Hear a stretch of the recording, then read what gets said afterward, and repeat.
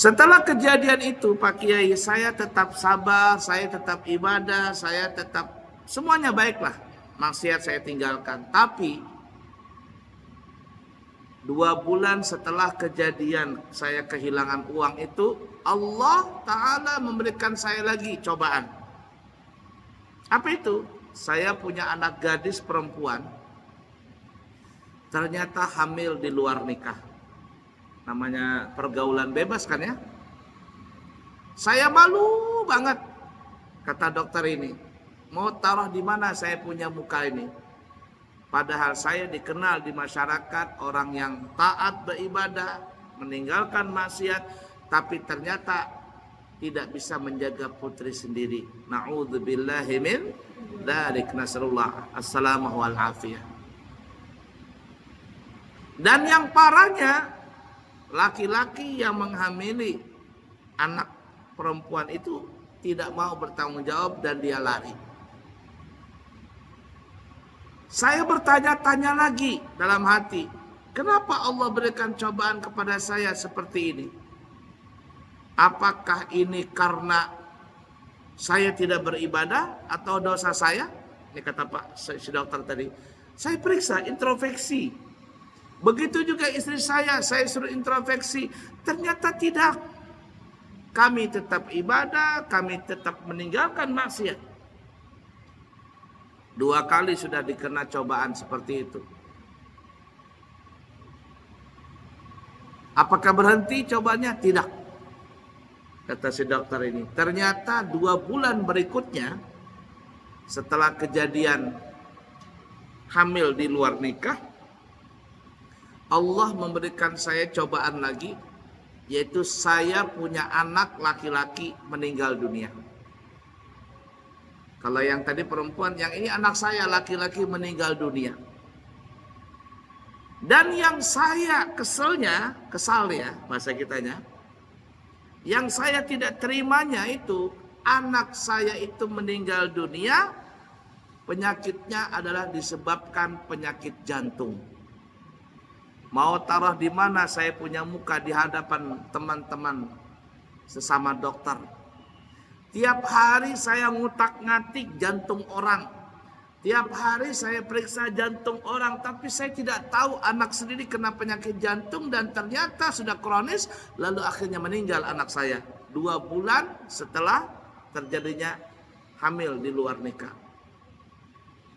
Bayangkan. Jadi totalnya 6 bulan. 2 bulan pertama hilang uang pembelian rumah. 2 bulan berikutnya anaknya hamil di luar nikah yang perempuan. Dan yang ketiga 2 bulan berikutnya anak laki-laki meninggal dunia, dan meninggalnya karena sakit jantung. 3 kali berturut-turut saya mendapatkan ujian seperti itu. Lalu kata dokter ini, saya berontak, kata dokter ini ya, berontak dia dengan Allah Ta'ala. Lalu dia bilang sama istrinya, kenapa Allah memberikan cobaan seperti ini? Kita tidak maksiat, kita tetap ibadah. Rasa-rasanya tidak adil gini. Kalau begitu kata dokter, dari saat ini di rumah saya, kata dokter ya, bebas. Mau sholat, nggak sholat, nggak ada larangan. Mau puasa, nggak puasa, nggak ada larangan. Bebas sebebas-bebasnya. Toh di luar sana banyak orang yang ahli maksiat, tetap saja rezekinya lancar, tetap saja semuanya lancar. Tapi sebaliknya ada orang yang beribadah, tapi tetap saja nggak baik-baik dalam kehidupannya. Nah, kata dokter, dari sejak itu Pak Kiai sampai sekarang, di dalam rumah tangga saya tidak ada lagi yang namanya syariat Islam. Jadi dokter ini kayak paham ini, apa namanya ini? Kayak paham orang kita namanya bilang PKI. Tapi kalau bahasa kerennya apa itu namanya? Ateis. Tidak mengakui adanya Tuhan. Sudah bebas katanya. Lalu sang dokter ini bilang, bagaimana menurut Pak Kiai? Saya sudah curhat. Nah, bagaimana tanggapan Pak Kiai dengan keadaan saya ini? Tolong dikasih komentar. Pak Kiai ini diam sebentar. Karena kalau salah menjawab, ini bisa berabe, bisa bahaya. Bukan dekat dengan Allah, tapi makin jauh dari Allah. Kalau salah-salah jawab ini, salah-salah komentar. Pak Kiai itu diam sebentar, merenung sebentar, sambil dokter ini pun menunggu jawaban dari sang Pak Kiai. Kemudian setelah berpikir sejenak, sang dokter ini berkata, Pak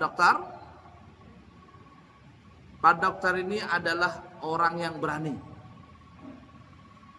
orang hebat, orang yang berani, orang nekat. Mendengar ucapan jawaban dokter tadi, jawaban si Pak Kiai, dokter ini merenung.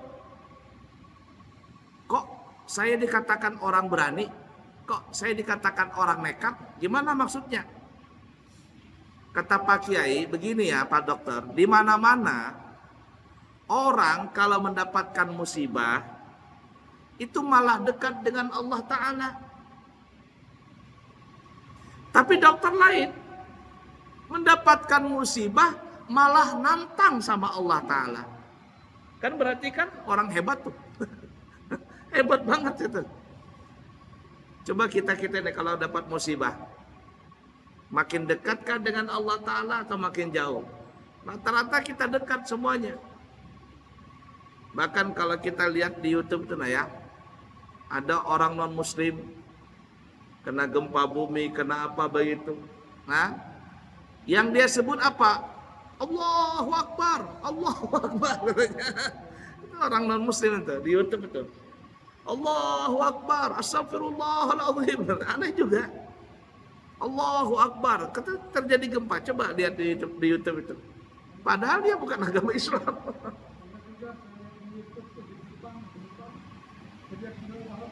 Allahu Akbar. Padahal bukan orang Islam tuh. Nah, kata Pak Kiai ini, dokter ini orang berani, orang nekat. Biasanya orang kena musibah itu dekat dengan Allah.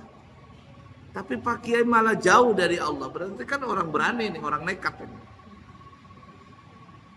Terenung sang dokter ini, iya juga sih ya. Di mana-mana kalau orang kena musibah malah dekat dengan Allah lah. Ini saya malah nantang sama Allah. Termenung sebentar, lalu Pak Kiai pun melanjutkan pembicaranya. Begini Pak Dokter, dengarkan baik-baik katanya. Kalau seandainya musibah itu dikarenakan dosa, semuanya dikarenakan dosa, maka tidak mungkinlah Allah memberikan cobaan kepada para nabi dan rasul. Para nabi dan rasul mereka adalah kekasih-kekasih Allah. Para nabi dan rasul tidak pernah melakukan maksiat. Selalu taat dengan perintah Allah. Menjauhkan maksiat. Mengajak umat untuk dekat kepada Allah. Untuk mengenal Allah Ta'ala. Tapi kita lihat dalam sejarah. Cobaan-cobaan para nabi itu berat sekali. Ada yang anaknya masuk neraka, Kan'an, Nabi Allah Lut. Nabi Lut punya anak namanya Kan. Ada yang, bukan Nabi Lut ya, Nabi Nuh, mohon maaf. Nabi Nuh, anaknya Kan'an masuk neraka. Ada istrinya yang masuk neraka, Nabi Nuh, istrinya masuk neraka. Ya mohon maaf, Nabi Lut, nah terbalik-balik saya. Ya, kalau anaknya masuk neraka Nabi Nuh Kan'an. Kalau istrinya yang masuk neraka Nabi Lut, istrinya masuk neraka. Bukan hanya sakit, masuk neraka karena menolong orang kafir. Ada yang dikasihkan musibah sakit bertahun-tahun, dalam riwayat dikatakan 18 tahun. Hartanya habis, anaknya semua matian, tinggal istri setia yang menemaninya, yaitu Nabi Ayub. Bahkan orang kampung pun tidak mau berdekat kepadanya.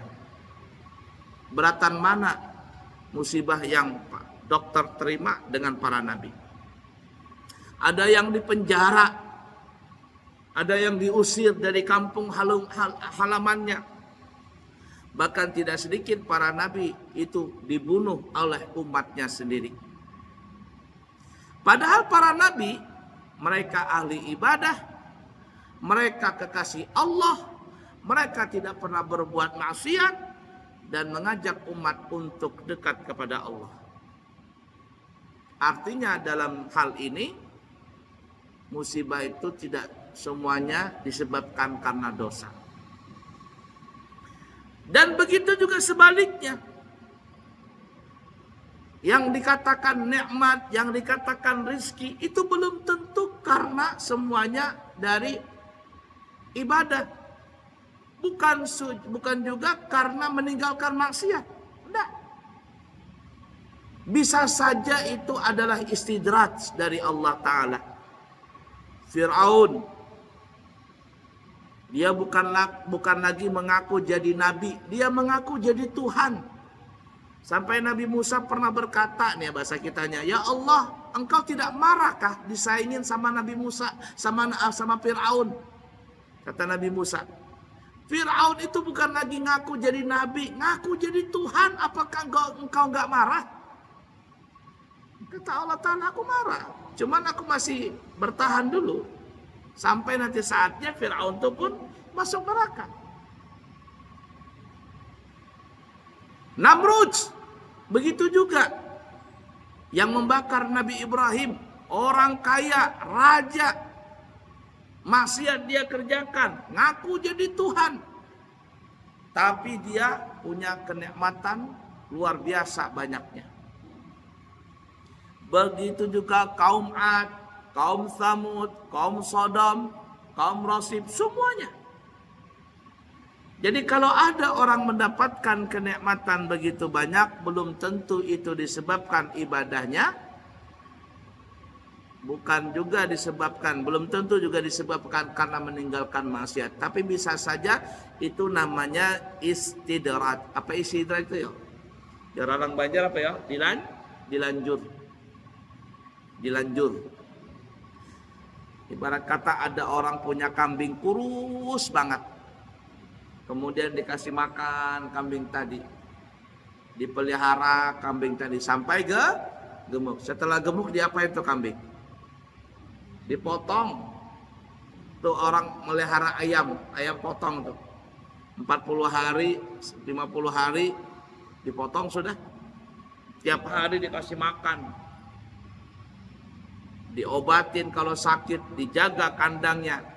Dirawat ayam tadi. Tapi setelah 40 hari atau lebih 40 hari, diapain tuh ayam tadi? Dipotong. Jadi ada orang seperti itu, berbuat maksiat, tidak taat dengan Allah Ta'ala, tapi dia punya rezeki, Masya Allah, banyak. Rumahnya besar, bertingkat. Duitnya banyak, berlipat-lipat. Mobilnya baru, catnya mengkilat. Punya istri, cantik memikat. Sampai berisi istri 4. Sampai 4 bininya. Jauh dari Allah, tapi banyak dia punya rezeki. Tapi ingatlah, itu istidraj dari Allah Ta'ala. Nah, jadi setelah mendengar jawaban dari sang kiai tadi, dokter ini pun merenung. Oh, begitu tuh. Jadi bisa saja orang mendapatkan musibah itu bisa karena Allah sayang atau bisa karena Allah murka. Sehingga para ulama ahli tasawuf, ahlul hikmah mengatakan, musibah yang datang kepada kita nih ya, pribadi atau keluarga atau secara umum, individu, golongan atau secara umum, itu kata ulama tidak lepas musibah itu datang dari salah satu yang 3. Kita periksa saja ini. Tidak lepas dari salah satu yang 3.